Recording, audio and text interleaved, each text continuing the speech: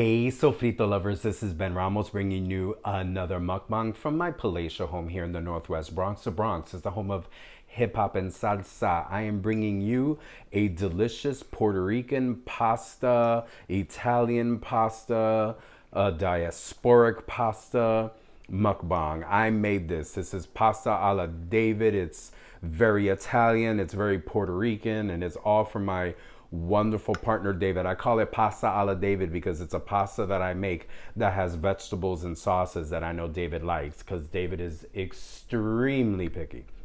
So mira, take a look. Homemade. Yummy. Ziti, ground beef, ground sirloin, mushrooms, onions, grape tomatoes, though I will use cherry tomatoes when I can find them, white onion, I believe, and zucchini. Vegetables that David likes because my fiance is extremely picky.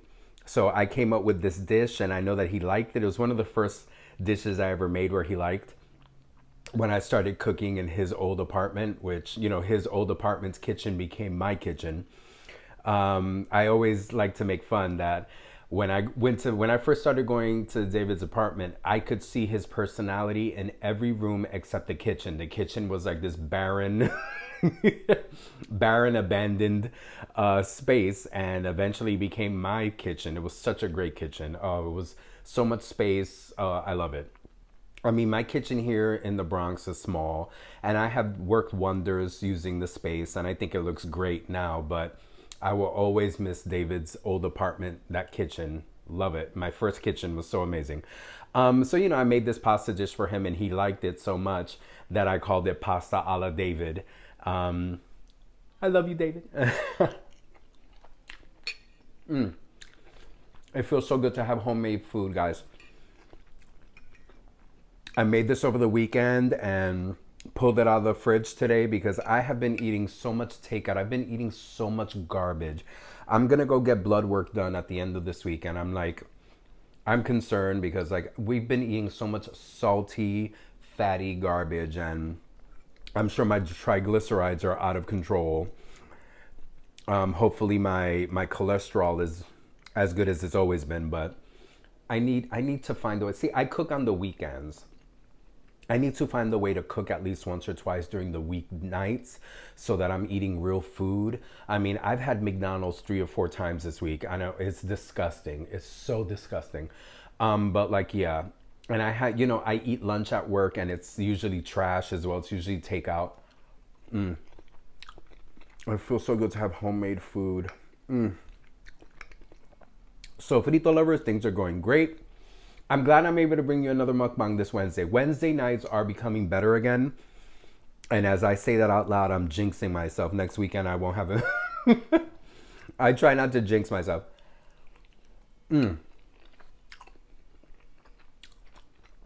Last Wednesday night and this Wednesday night have been good. Hopefully next Wednesday night will be good as well. And I'll be able to bring you my weekly mukbang.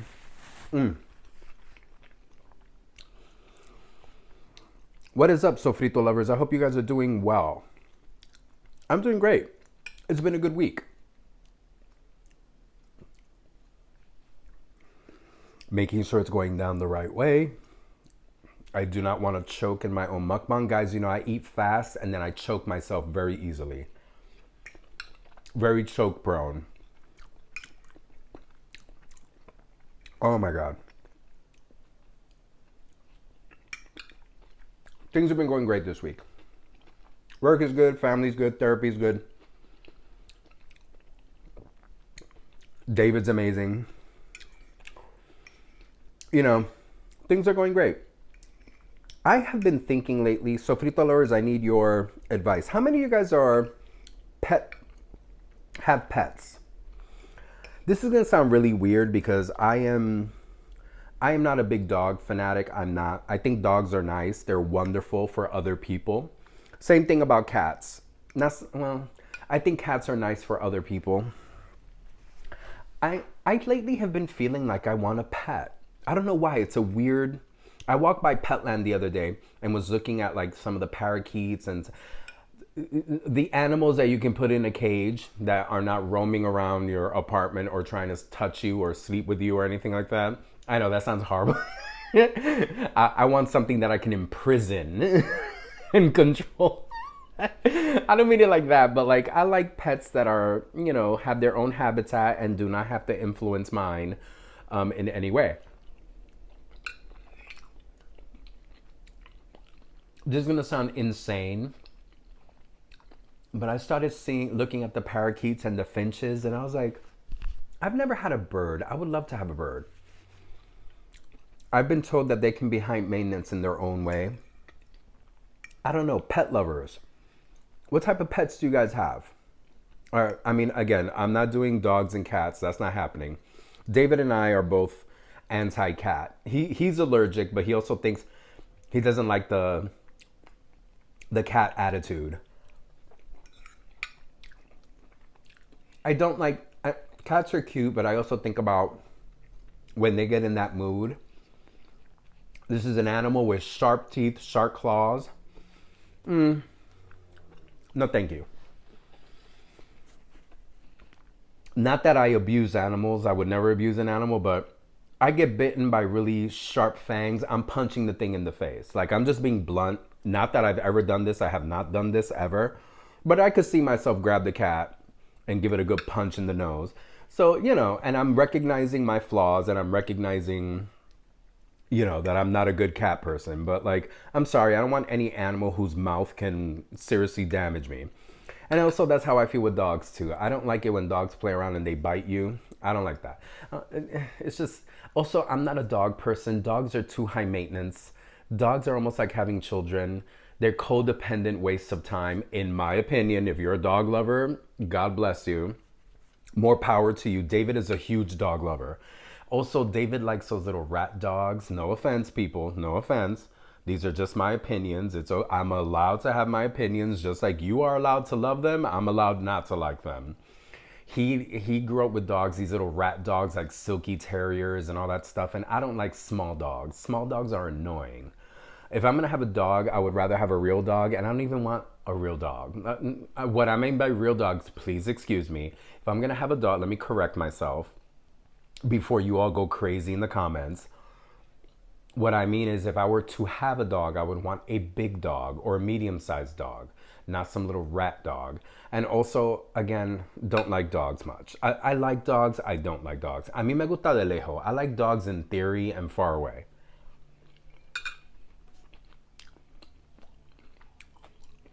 This was my long, drawn-out way of saying I'm thinking about a pet that, like, again, I can put into a cage. I grew up having hamsters and gerbils and guinea pigs. So yes, I am a rodent person. And I had a wonderful guinea pig for like 5 or 6 years that I got her when she was a baby and had her until she died of old age. So I like rodents. I'm a rodent guy.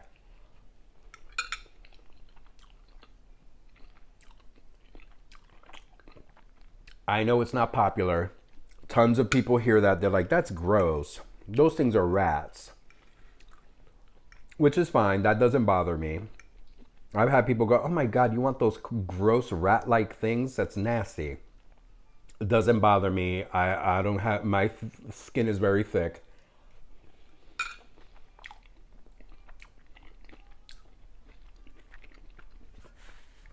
But getting back to the point, I saw the birds, and I've never had a bird before, and I was like, like a parakeet or a finch. They can be cute. But, I always thought it was sad that people take birds that have this amazing ability to fly and put them in cages and clip their wings, and not wings, but their tail feathers so that they can't fly. I always thought there was something about that was kind of horrifying. We have to imprison an animal that has the ability to have a level of freedom we can't attain on our own. I don't know. I've got pets on my mind. It's been weird. That's what happens when I walk by the Petland in Fordham Road in the Bronx. I get all inspired. I'm like, oh, it would be nice to have like an animal companion. But then you gotta pay for it. You gotta take care of it. You gotta walk it, feed it, give it water, bathe it. Listen, I'm barely able to do all of that for myself. I don't know about an I bathe every day. I change my clothes every day. But like having to do it for, and then the expense of buying its food and preparing it and all that, and the responsibility. And if I leave town, who's taking care of the bird or who's taking care of the guinea pig?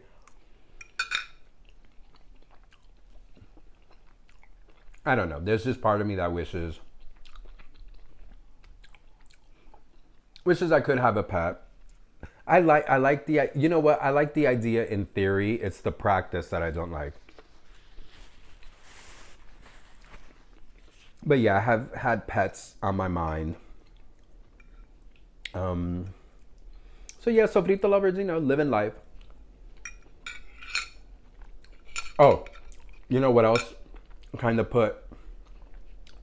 So I have a student whose mom came to pick her up from after school, and she had a little carrying case with a big old rabbit, and we all freaked out over the rabbit. We all thought it was adorable. Rabbits are crazy. The mom was like, if I had known what commitment this was going to be, I would never have agreed to get her a rabbit. She was like, oh my God, this thing runs around the house. It's crazy. She said that I've never owned a rabbit, so I don't know how true this is, but in her observation of that particular rabbit, she goes, it has a very cat-like personality. And I said, really? She goes, yeah. When he doesn't want to be touched, don't touch him. Because he will go at you with those teeth and those, their hind legs are sharp, have sharp claws, and they're no, they're strong legs because that's what they use to move around. Their back legs spring them forward. When they catch you to scratch you, they can hurt you. So she says it's weird how it's a rabbit, but it has a very cat-like personality. Like, don't touch me. I'll claw you with my back claws and all that. She goes, yeah. And then when they want to be all cuddly, they come up to you and all that. So she says it's like, she's like, it's really weird how cat-like it is. And rabbits, even though rabbits technically are not rodents, they're very reminiscent of rodents. So I was like looking at it and petting it, and I was like, oh. But I kind of know better. I know rabbits are a little insane. So all this pet energy around me. I don't know. David doesn't want another animal. He's allergic, but also when David lost a lot of his family pets, it was very emotionally very difficult for him. And David just thinks, if he gets another dog, dogs pass away, dogs get sick, and it's heartbreaking when they die. So that has it makes him very dog phobic. He loves other people's dogs. He loves spending time with other people's dogs. He's dog sat. But I think it's too emotional for him. But yeah, so Frito lovers, things are good. What pets do you guys have? Guys, please do not make it think that I'm violent and I hurt animals. I don't. I'm sorry. My natural reaction will probably be if something bit me to punch it in its face. Sorry. I do that with human beings too. If a human being trying to bite me, I would punch it in the face. Yeah, I can't be a cat owner or a dog owner. I don't want any animal that can bite me. Not that I have ever harmed an animal. Let's make that clear. YouTube standards and practices and community, blah, blah, blah. I've never hurt an animal, not advocating for hurting animals. But what pets do you guys have? What's a good pet? What's a low maintenance, cheap pet? Put it in the comments. Oh my God. So Sobrito lovers, oh my God. I think I'm finishing this pasta on camera. Oh my God. I didn't serve myself a lot. I'm hungry, but I don't want too much.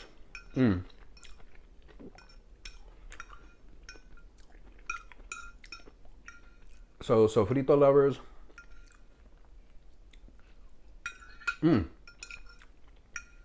ay, esto me quedó tan bueno. Esto está sabroso. This is so good. It came out so good.